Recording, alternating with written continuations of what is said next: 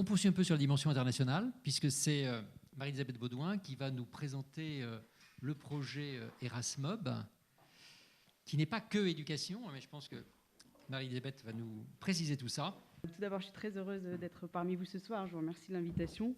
On peut s'asseoir aussi. Hein. J'ai l'habitude de parler debout, en fait, mais je veux bien m'asseoir.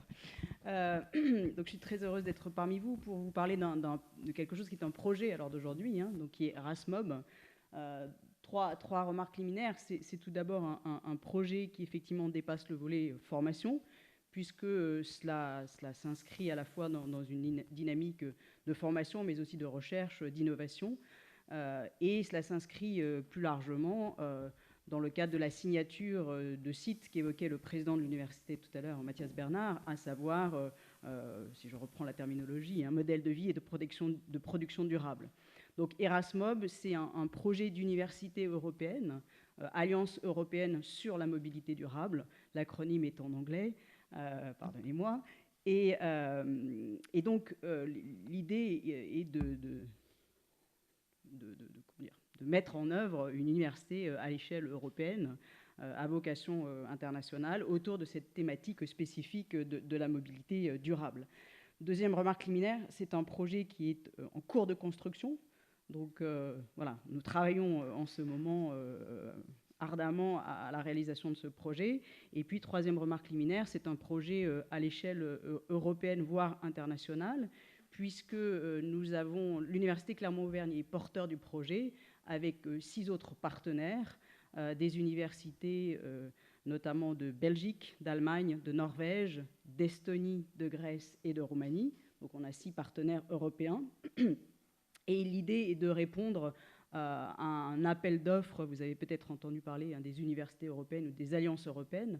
Donc l'idée, c'est de répondre à un appel d'offres de la Commission européenne portant donc création de ces fameuses universités européennes. Donc voilà, nous travaillons à la formalisation de ce projet. Alors, ces remarques liminaires étant faites, si l'on regarde le volet plus spécifiquement formation qui nous intéresse ce soir, il y a plusieurs objectifs, évidemment, qui sont sous-jacents et que l'on essaye de porter. D'une part, naturellement, sensibiliser nos étudiants, qui sont les citoyens d'aujourd'hui et de demain, qui sont aussi des acteurs socio-économiques de demain, sur les thématiques, les thématiques, j'ai envie de mettre un pluriel, de la mobilité et des mobilités durables, en vue in fine, d'agir sur les comportements. Donc voilà, il y a des objectifs de moyen terme, de court terme et de long terme. L'objectif, c'est également, évidemment, d'acquérir des compétences en lien avec la mobilité durable, et tout cela dans un cadre pluridisciplinaire, puisque le projet est porté par donc 7 universités, certaines étant, et la majorité d'entre elles étant des universités pluridisciplinaires, certaines d'entre elles étant des universités plus spécifiquement tournées vers les sciences appliquées et tout ce qui est technologique. Donc on a plusieurs axes, je dirais, en termes de pluridisciplinarité. Évidemment, le domaine droit, économie, gestion, mais enfin, évidemment, c'est peut-être pas si évident que ça, mais évidemment pour moi, pardonnez-moi, je parle en tant que juriste, notamment le domaine droit, économie, gestion, mais évidemment et bien sûr le domaine de la santé, le domaine des technologies, et c'était peut-être aussi moins évident comme le droit et l'économie et le management, mais ça participe de ce cadre pluridisciplinaire, les sciences sociales ou, comme on les appelle, les humanités.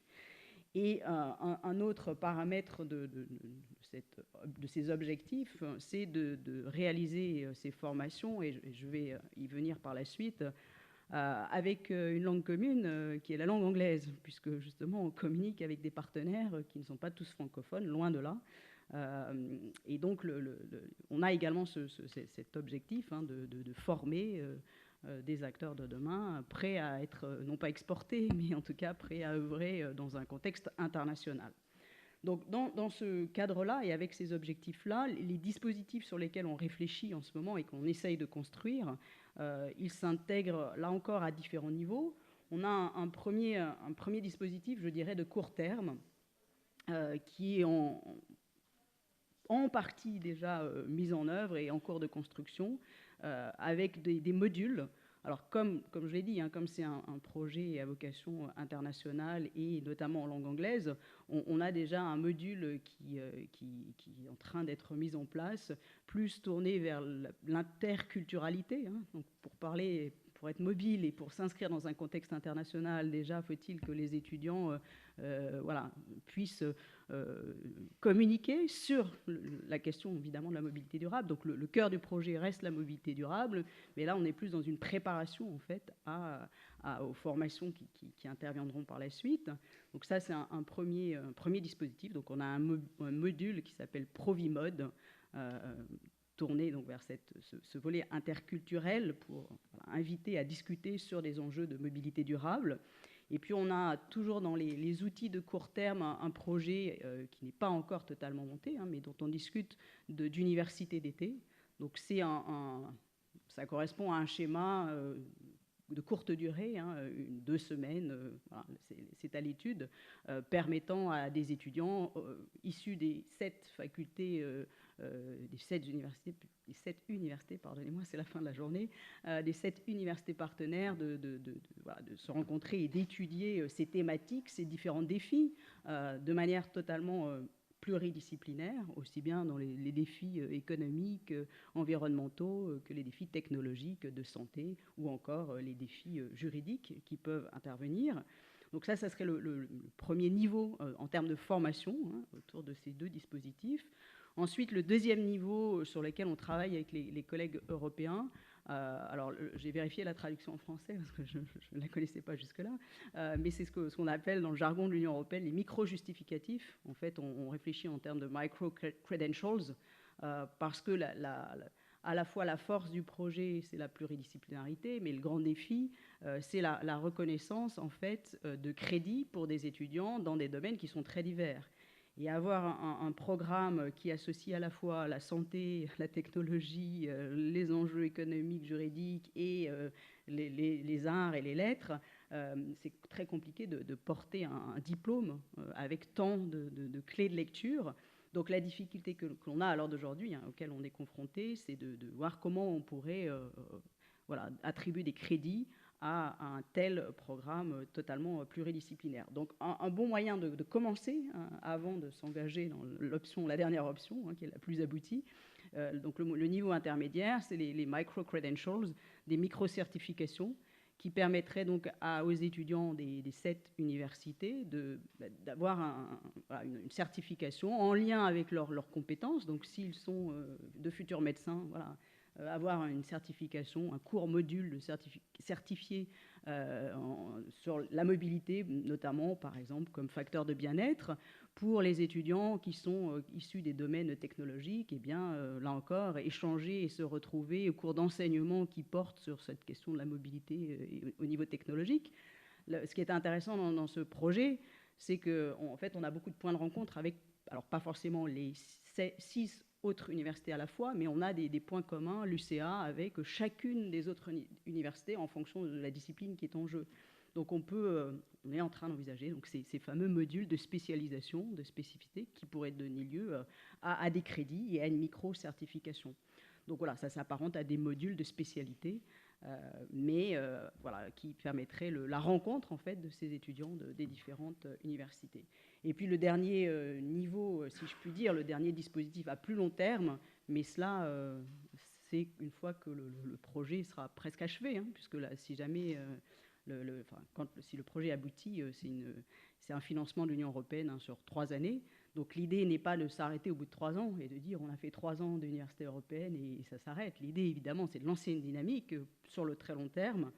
Et donc, on réfléchit à cette finalité ultime qui pourrait être un diplôme, alors peut-être à un niveau de master ou de licence, mais là encore, il faut déjà qu'on ait éprouvé, je dirais, les 2 premières étapes pour voir si ça fonctionne, s'il y a une demande, si les étudiants adhèrent à ce projet qui est de niveau européen et si on a suffisamment, si on arrive à former et si ces compétences acquises servent réellement les étudiants pour leur avenir professionnel.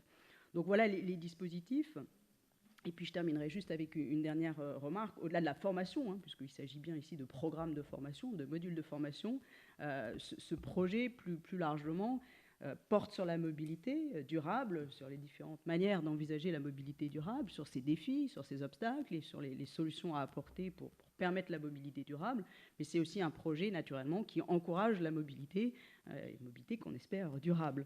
Donc par rapport au dispositif, notamment et ces programmes de formation, là aussi, l'enjeu, c'est comment faciliter la mobilité de ces étudiants issus des 7 universités. Et on envisage à l'heure d'aujourd'hui plusieurs, là encore, mécanismes, soit de la mobilité hybride, hein, c'est très à la mode, le contexte sanitaire nous y a contraints, mais là il s'agirait de l'envisager de manière positive et non pas contrainte, avec notamment, pourquoi pas, l'université d'été qui pourrait avoir deux formats, un premier format en distanciel et puis ensuite une rencontre qui pourrait être... qui pourrait changer en fonction des années, une fois à Clermont-Ferrand, une fois en Norvège, à Bergen, une fois à Regensburg. Donc vraiment une université d'été, non pas itinérante, mais qui serait localisée sur le site de chacune des universités partenaires à l'avenir. Donc voilà, un mode hybride et puis naturellement une mobilité réellement internationale, puisque l'idée aussi, c'est que les étudiants de l'UCA puissent aller étudier dans les universités partenaires en fonction de leur spécialité et que l'UCA, en retour, accueille les étudiants de ces universités partenaires. Voilà en quelques mots le projet que l'on essaye de construire, que l'on est en cours de construction, qui est en cours de construction pour l'instant. Eh bien, merci beaucoup Marie-Elisabeth. Un très joli projet. On espère qu'il va fonctionner et surtout, il est vraiment, pour moi, très emblématique de cette volonté que l'on peut avoir au niveau de l'Auvergne d'être vraiment leader sur ces thématiques de mobilité durable. Et je sais qu'on peut vraiment être tout à fait au niveau d'excellence.